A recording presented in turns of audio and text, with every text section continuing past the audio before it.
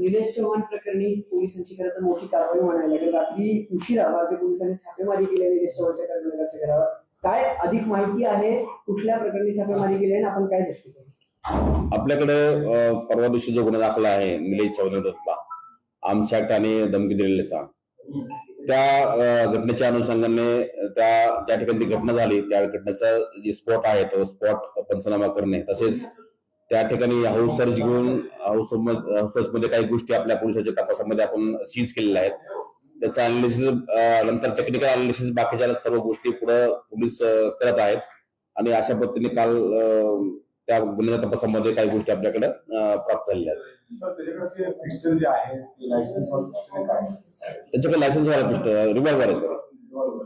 Revolver आता आपण हे व्हावं कॅन्सल व्हावं यासाठी काय बरोबर आहे. सर्वसामान्य लोकांना तो धमकवतोय. आपल्याकडे अगवाने जे आहे शशांक आणि दुसरा सुशील, त्या दोघांचे पण लायसन्स इश्यू झालेले आहेत, कोथरूड पोलीस स्टेशन आणि वारजे पोलीस स्टेशन. निलेश चव्हाणचं सुद्धा लायसन्स आपल्या वारजे पोलीस स्टेशन इश्यू झालेलं आहे. त्याच्यामुळे तिन्ही जी आहेत आरोपी यांचं लायसन्स वेपन लायसन्स कॅन्सल करण्यासाठी प्रस्ताव ऑलरेडी आपण सबमिट करत आहोत आणि त्याची प्रोसेस सुरू आहे आणि लवकरच त्याची कारवाई पुढची पूर्ण होईल. सर, परवाना रद्द केला अशी माहिती मिळते. परवाना रद्द केलाय का आपण? तिन्ही आरोपी जे आहेत त्याच्यामधले यांचा प्रस्ताव सबमिट करत आहोत आणि त्याची कारवाई जी आहे ती लवकरात लवकर पूर्ण पुणे पोलीस करतील. काल छापेमारीत सर आपण काय काय ताब्यात घेतले निलेश चव्हाणचं? काय वडिलांना आणि भावाला तपासासाठी बोलवले. याच्यामध्ये जी घटना घडली त्या घटनेचे जे आयविटनेस आहेत, त्या जे आयविटनेस सर्व असतील, आईवडील असतील किंवा अजून कोणी व्यक्ती असतील, ते हे घटनेसंदर्भातले जे लोक संबंधित आहेत त्या सर्वांना पोलीस स्टेशनला किंवा त्या ठिकाणी बोलून त्याची चौकशी केली जाईल. आणि आपण जे म्हणलात त्या गोष्टी काय ज्या आहेत त्या आपण काही हाऊस सर्च घेतलेला आहे आणि त्या स्पॉट पंचनामा पण केलेला आहे. त्याच्यामध्ये ज्या गोष्टी आपल्याकडे आहेत त्या गोष्टी आपण नंतर टेक्निकल अनालिसिस करून त्या पुढच्या गोष्टी त्याच्यामध्ये तपासाकामी आपण सीज करत आहोत. काही लॅपटॉप मध्ये काही फुटेज देखील आहे, काढायचा प्रयत्न होतो पण ते लॅपटॉपचं पासवर्ड मिळत नाही. ते सगळ्या गोष्टी आपण पोलीस टेक्निकली सगळ्या गोष्टी पूर्ण करतो. सर, तो हजर एक्सपर्टला बोलवलेला. तुम्हाला काही सांगितलं की सगळ्या ज्या गोष्टी आहेत टेक्निकली त्या सगळ्या गोष्टी पूर्ण ज्या आवश्यक गोष्टी आहेत त्या सर्व गोष्टी पोलीस पूर्ण करतात. सर, जे आपण रात्री जी छापेमारी केली ते आपण जे पंचनामा करण्याचे नियमानुसार केली, पण या सगळ्या प्रकरणात निलेश चव्हाणला आपण नोटीस देखील इश्यू केलेली आहे. बरोबर. काय त्या नोटीसीत सांगितले आपण? जी कायद्यानुसार जे बंधनकारक आहेत, आरोपीला संधी देतो आपण BNSS प्रमाणे, त्या संधीप्रमाणे त्यांना ती नोटीस इश्यू केलेली आहे. त्याच्या घरात त्याचे बंधू आहेत त्यांना नोटीस दिलेली आहे ते करी नसल्यामुळे, आणि जर चौकशीला त्यांनी कॉपरेट नाही केलं तर पुढची कारवाई जी आहे पुढची स्टेप ते पोलीस नक्की याच्यामध्ये करेल. सर, अटक होऊ शकते निलेश चव्हाण आपल्याकडे? मला ते सांगतो की जी प्रोसिजर आहे त्या प्रोसिजर प्रमाणे पोलीस सर्व कारवाई करतील.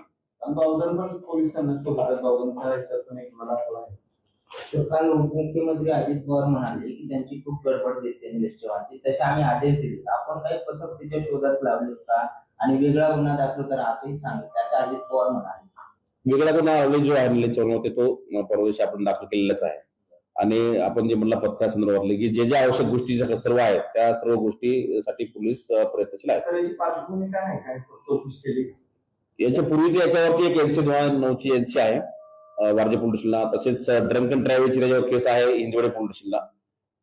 2022 त्याच्यावरती एक गुन्हा दाखल आहे 376 अगेन्स्ट हिज वाईफ. तर हे सर्व त्याचं बॅकग्राऊंड आहे, त्याचं पूर्वीची पार्श्वभूमी आहे. सर, आता आपल्या गुन्ह्यात तो जामीन पत्रामध्ये लगेच सुटू शकतो, त्याला जामीन होऊ शकतो. मग त्याला अटक जर ठेवायची असेल तर तिकडे बावधन केसमध्ये त्याला हुंडाबळी केसमध्ये आरोपी करणं अपेक्षित आहे. ते झालंय का? काय प्रोसेस तुमचं काय बोललं नाही? त्यांच्या तपासाबद्दल मी कमेंट करणं इच्छित होणार नाही. ते तपासी जे अधिकारी आहेत ते याच्यावरती ते अथॉरिटी बोलू शकतात. तिकडनं होऊ शकतं, मी असं होऊ शकतं. मी तुम्हाला त्यांच्या तपासाबद्दल मी कमेंट करणं चुकीचं आहे, त्यामुळे त्या गोष्टी संदर्भात तेच योग्य ते खुलासा करते. त्याच्यावर 376 या पूर्वीचा जो दाखल आहे त्याचा टेक्निकल अनालिसिस त्याचा मोबाईल ओपन झाला नव्हता शेवटपर्यंत अशी माहिती मिळते. आता लॅपटॉप ओपन होईल याची काय?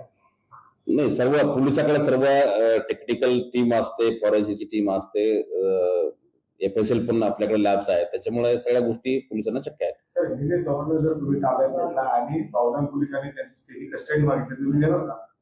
जे कायदेशीर प्रोसिजर आहेत त्या कायदेशीर प्रोसिजर सर्व ज्या आहेत कोर्टाच्या आदेशाप्रमाणे याच्याप्रमाणे पोलीस पूर्ण करतील. समजा त्यांनी पहिल्यांदा अटक केली मग तुम्ही त्याची डिमांड घेणार नाही?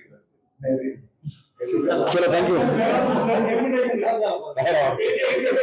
साहेब, निलेश गारेंमधून अटॅक झाला, तो गोळीबार झाला, त्याच्यात काय आता तपासाची कुठंपर्यंत आले का? नाही, याच्यामध्ये ते सर्व व्हेरीफाय करत आहेत, सीसीटीव्ही फुटेज आणि बाकीचे टेक्निकल अनालिसिस पोलीस करत आहेत. याच्यामध्ये जी घटना झाली, घटनेच्या संदर्भात जे साक्षीदार आहेत किंवा अजून काही गोष्टी आहेत त्याच्या संदर्भात पोलीस त्या मार्गावरती आहेत आणि याच्या सुद्धा लवकरच छडा पोलीस लावतील. 4 दिवस होऊन गेले. बरोबर आहे ना. त्याच्यामध्ये सगळ्या गोष्टी आरोपी अज्ञात आहेत, तर सर्व टेक्निकल गोष्टीला आणि व्हेरिफिकेशन करायला थोडी वेळ लागेल, पण ते नक्कीच त्याच्यामध्ये पोलीस काम करतील.